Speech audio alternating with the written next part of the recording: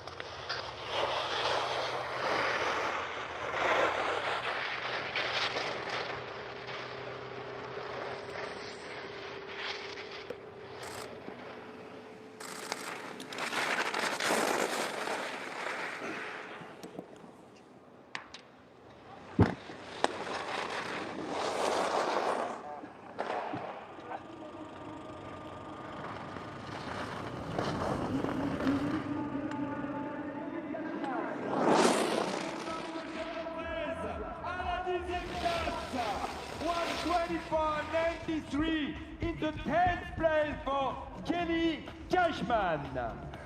Woo! Oh my God. Good job, Keely.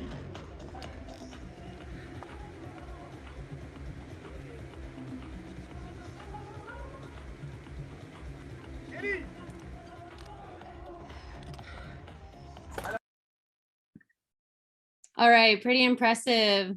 We should all just give a thumbs up. That was rad, huh? Pretty impressive skiing out of Keely.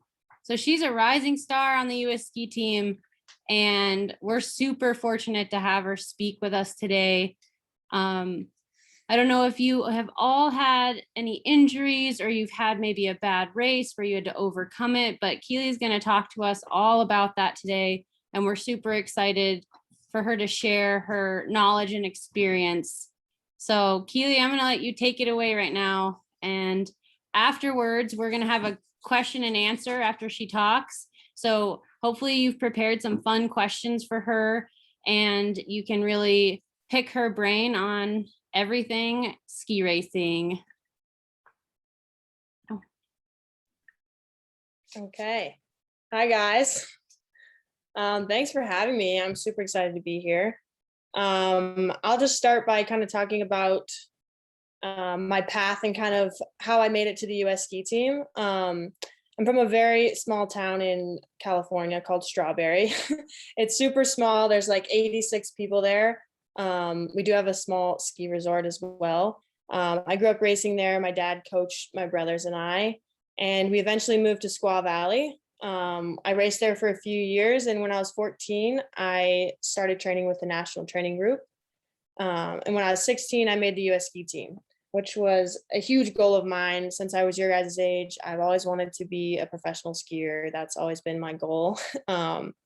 So when I made the US ski team, I was so excited. I thought, okay, here's the next step in my path. And, next thing I need to do is start racing World Cups. And I was, fortunate enough to qualify my first year on the team to race a World Cup in Flachau, Austria in slalom.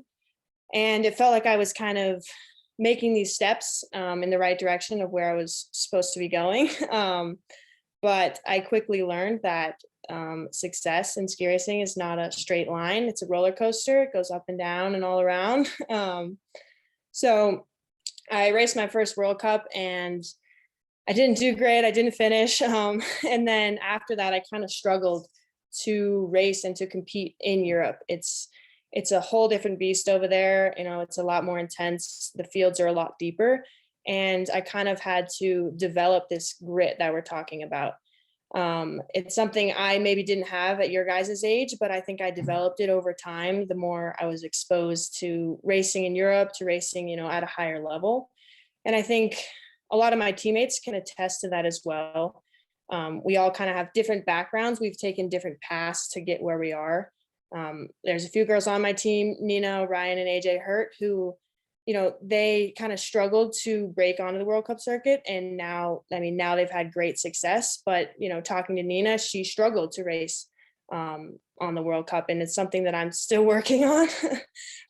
But we also have Paula Moulton, who, was on the US ski team for a few years and kind of struggled and ended up going to college. And now she's come back and she's had an incredible season last season.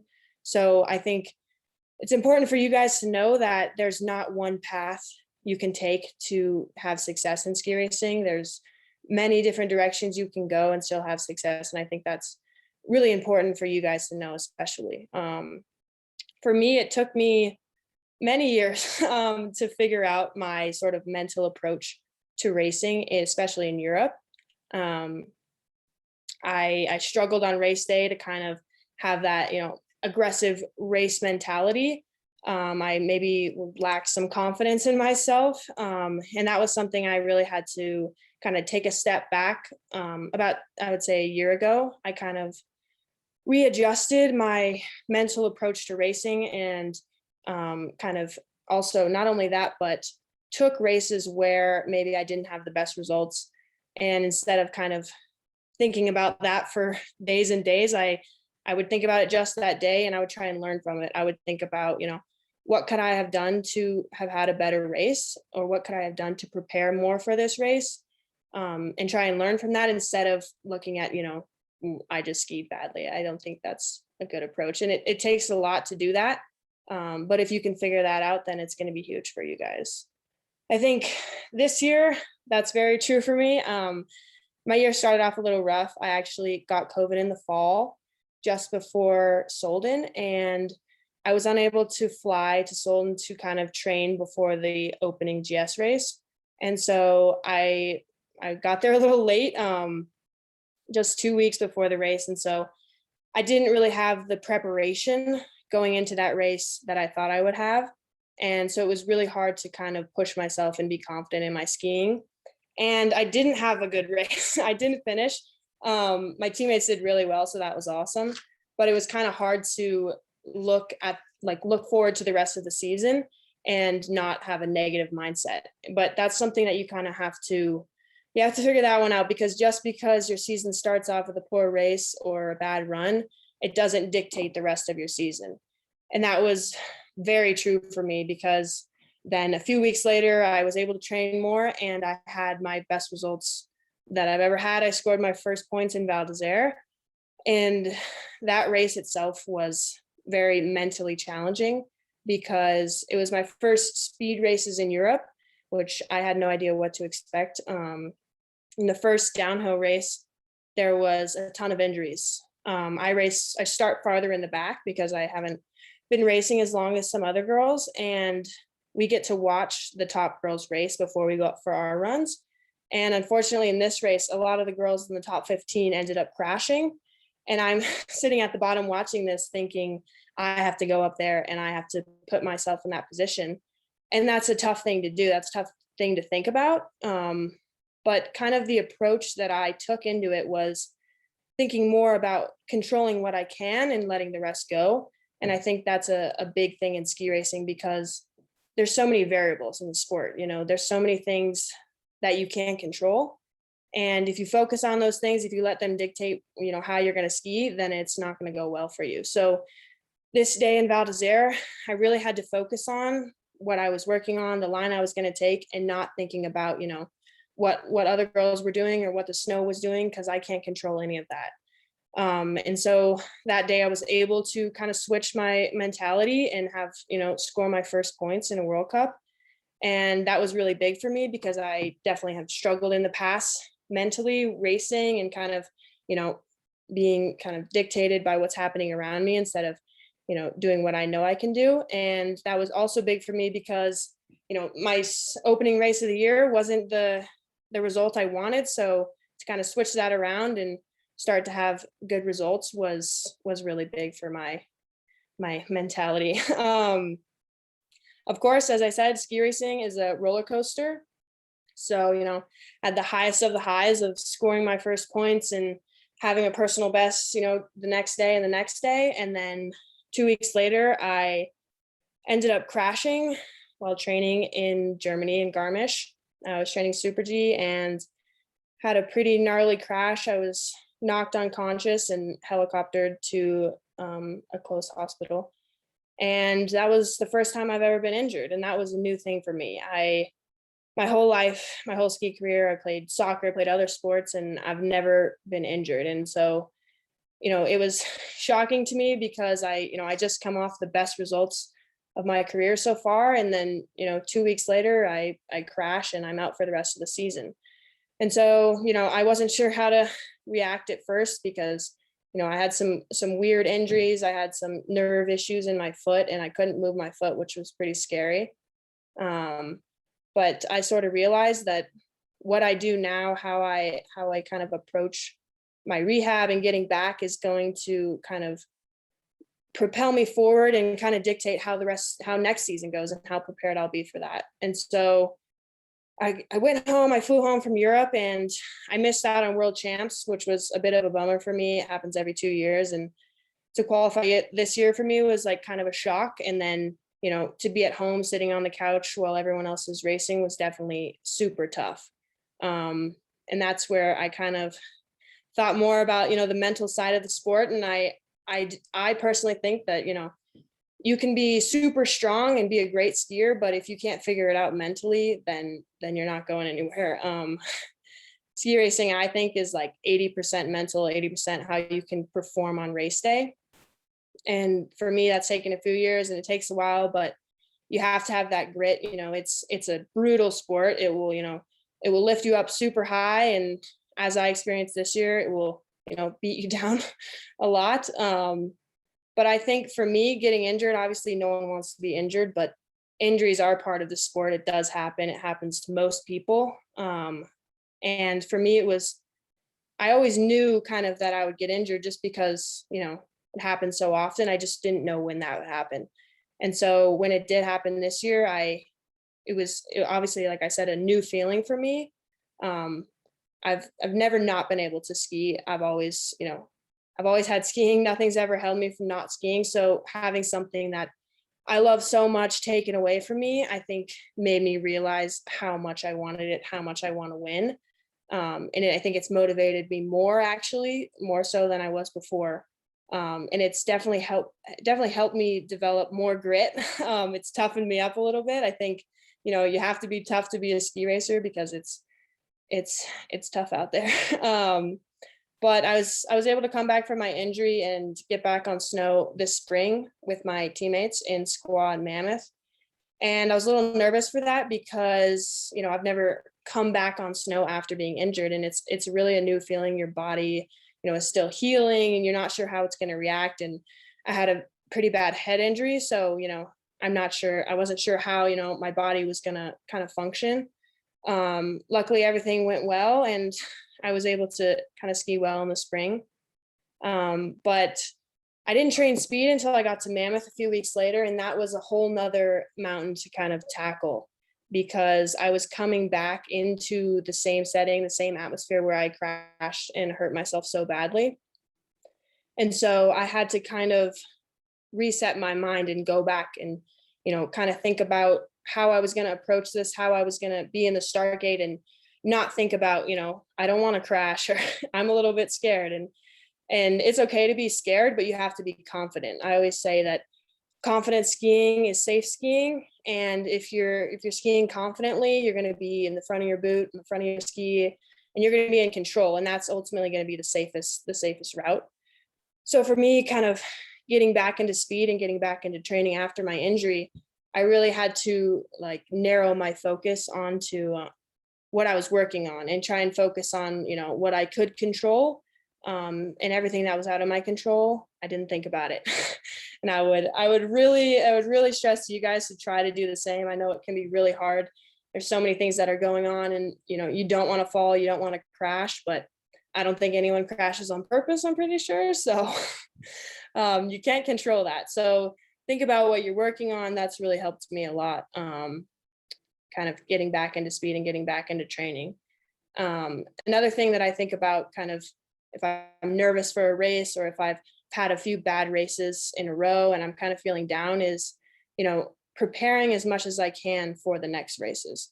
For me, right now, we're in the summer months, we're in summer training, and we're preparing for next season. We want to do everything we can right now to sort of just be prepared for next season. And if you can, get to your first race next season and be in the start gate and be confident that you did everything you could to prepare for this, then, there's nothing to worry about. And that's kind of my approach to it. I want to be in the start gate. I want to feel like I'm 100% prepared for this, and I'm going to, focus on what I need to do. And that's all I can control.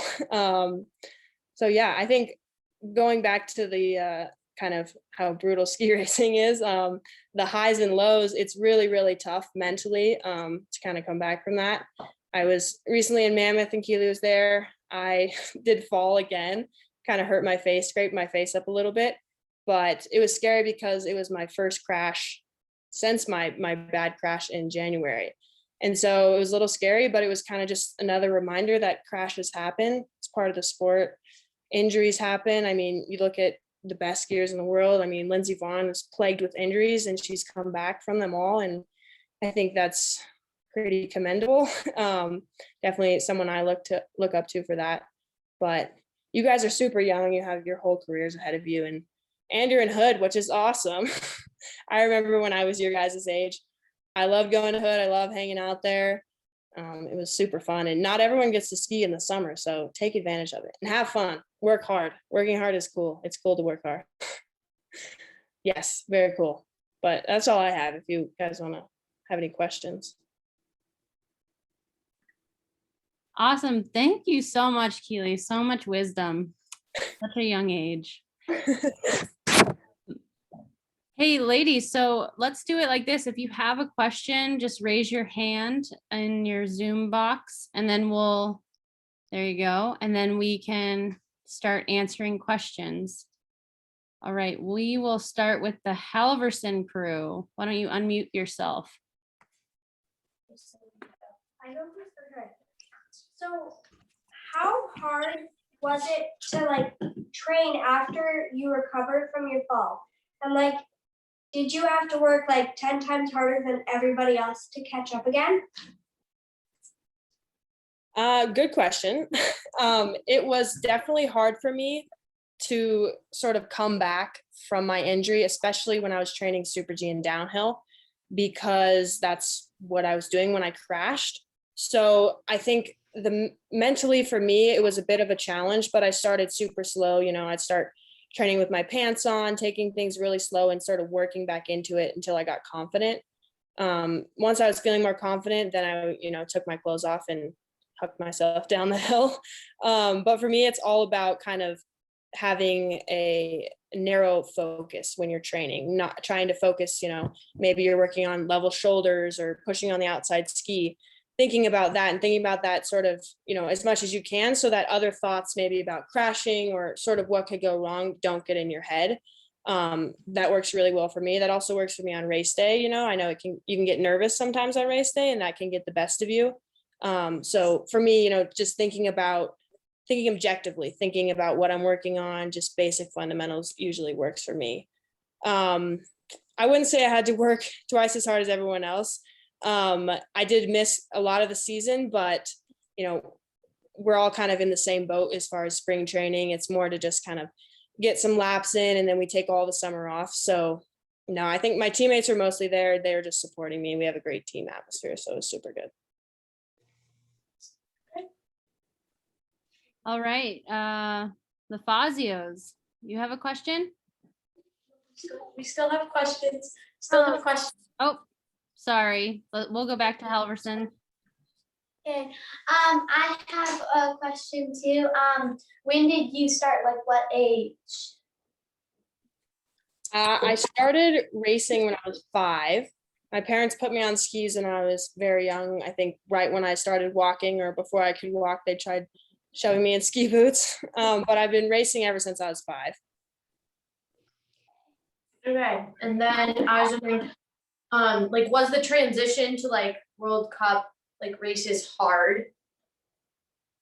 Yes, it was very difficult. I raced on the NORAM circuit for a few years before I transitioned to the World Cup, and last year I kind of figured out, you know, my race mentality, and I won the overall title at the NORAMs, which gave me a spot in every World Cup for the following season.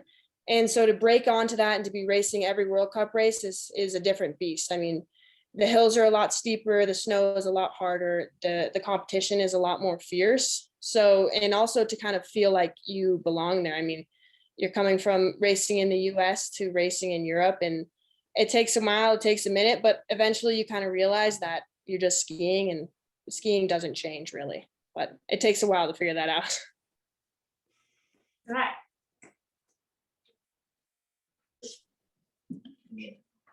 All right. Great questions, girls.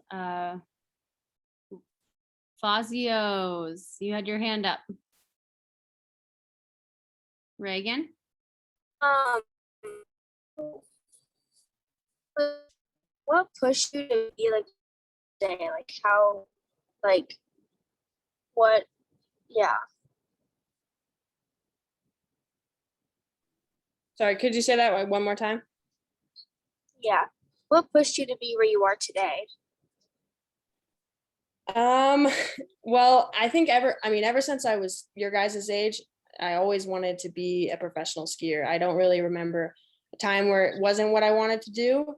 But I think I have a really great support system. I have a really supportive family that's helped me get to where I am today. They keep me motivated. My brothers and I would chase each other around the mountain, like I'm sure some of you guys do. We'd be, you know, competitive with each other, but I think, you know, having a good support system around me and my teammates have really helped me ultimately get to where I am today.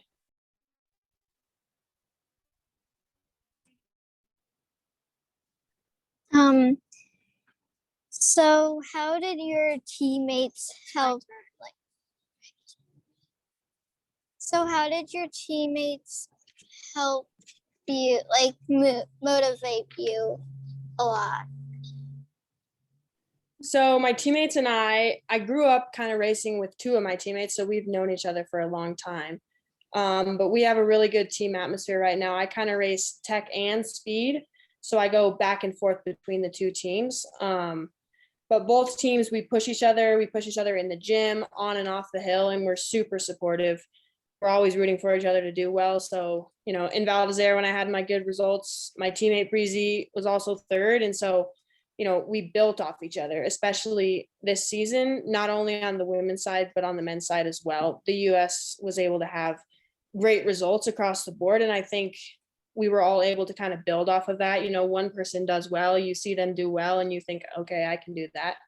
And we really support each other in that. And I think that's super important, especially for you guys at a young age. I think, you know, it might seem like an individual sport, but it's very much takes a team to have success.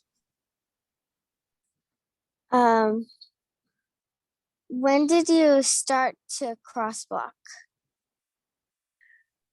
I think I started cross blocking when I was a U14. And I always ran stubbies before that. And I still love stubbies to this day. But it takes time, you know, cross blocking takes time. You kind of have to figure it out. No reaching. We don't want any of that. All right. Yep. Jenna, who was raising their hand? I still have 2 more questions. Okay. What age were you in when you first started ski racing? I was 5 when I first started racing. I started skiing before that, but I didn't start competing until I was 5. Let's give, What kind? hey Reagan, let's give, maybe some other people have the same question as you, because we have a few more hands up. Let's go on to another person. How about Sasha? You had your hand up. Thank you, Reagan and Solomia. How many pairs of skis per discipline do you typically take to a race? That's a very good question. I have a lot of skis. Since I ski all events right now, I have a lot of skis. I have probably 6 pairs of slalom and GS skis, so 6 slalom skis, 6 GS skis, and then speed skis. We typically have a lot of speed skis. Sometimes we share skis with the other girls because we ski on the same brands, and speed skis are different because the more you ski them, usually the faster they get. So you want people to ski them in for you. But I would say for Super G, I probably have 7, and then for downhill, between us all, we probably have, 8 to 10 pairs. It's a lot of baggage to fly around with. All right. Ainsley.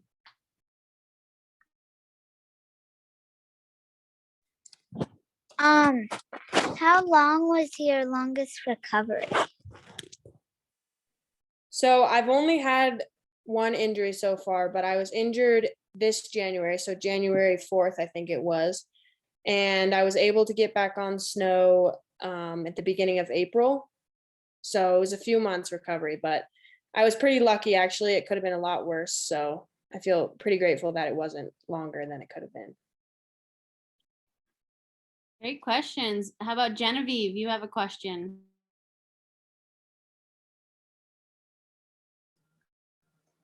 What is the best piece of advice you could give to a young ski racer? Ooh, that's a tough one. I would say the best piece of advice would probably be to control the things you can control. Someone your age, maybe I would maybe say just work hard and have fun. You guys are so young, so I would really encourage you guys to just have as much fun as you can, but also work hard, listen to your coaches, pay attention to the little details, those will make you a lot faster. But ultimately, I would say have fun, make sure you're having fun with it. Thank you. Yeah. All right, Savannah. So you talked a lot about overcoming like your own mental game, but was there anyone that ever told you that you couldn't do it? And how did you overcome like ignoring those people? There's definitely people, coaches, there's going to be people that are going to tell you're not good enough and you can't make it. But I think I've always had a very good support system. My dad has coached me my whole life and he's always supported me a lot. So I think you really have to, if you think you can do it, then you can probably do it. So I would say, work hard, and, if people are telling you you can't do it, ignore them because you can do it. Yeah, I think for me, it was just having the support system of my parents and my brothers and my family to kind of push me, and also believing in yourself. I think I believed in myself since I was really young. So just having that belief in yourself, that's all you need. If you think you can do it, you can. Great advice, Keely. All right, Savannah, was that do you have another question?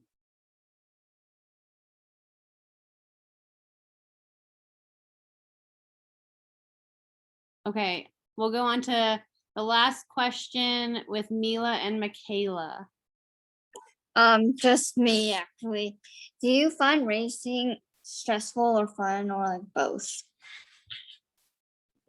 I would say that racing is both stressful and fun. It can be hard to everyone gets nervous, I'll tell you that. Nerves aren't a bad thing. Nerves mean you care. They're not a terrible thing.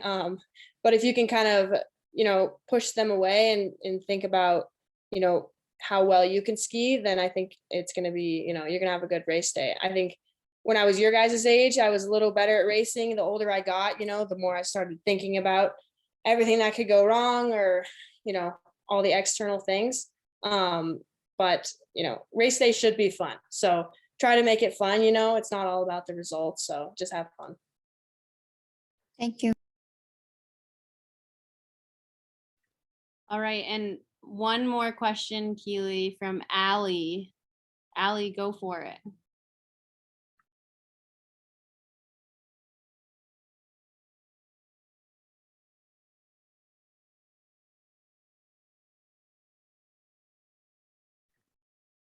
Allie, did you have a question? You had your, oh, okay, your hand is down now. All right. Well, thank you oh, we had one more question from Reagan. Reagan, go for it. What kind of snow do you like? Like, do you like ice or powder? I like ice and powder. I like racing on ice for sure because the course stays better for longer. It doesn't get as rutted and you can push on the ski a lot harder. I know when I was your guys' age, I maybe didn't like ice quite as much. But I think over time you start to like it a little more. And I mean, I love powder skiing. I don't know who doesn't love powder skiing. Can't go wrong there. All right. Thank you, Reagan. Great questions, everyone. Allie said her microphone isn't working, but she wanted to know, were you homeschooled? I was homeschooled. I went to a public high school for about a month, but then I decided that wouldn't really work for me. So I switched to homeschooling. But I would say, AJ Hurd, who's on my team, went to public high school. She ran track and played soccer and graduated from there. And, she's right where I am. So I wouldn't say that there's one path you have to take there. Nina O'Brien, she also went to public high school. She only skied on the weekends, and then she actually went to Burke Mountain Academy. So she kind of got both of those. But some of us are homeschooled like myself, and some of us go, normal public high school. Some of us go to academies. So there's many different ways that work for sure.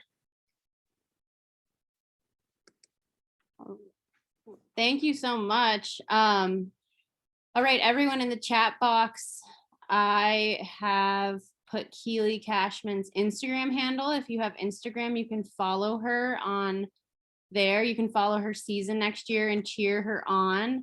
And if you watch World Cup, you will be able to see her hopefully getting on the podium this winter and maybe going to the Olympics. So we're going to be able to follow her all season. And we just wanted to say thank you to Keely.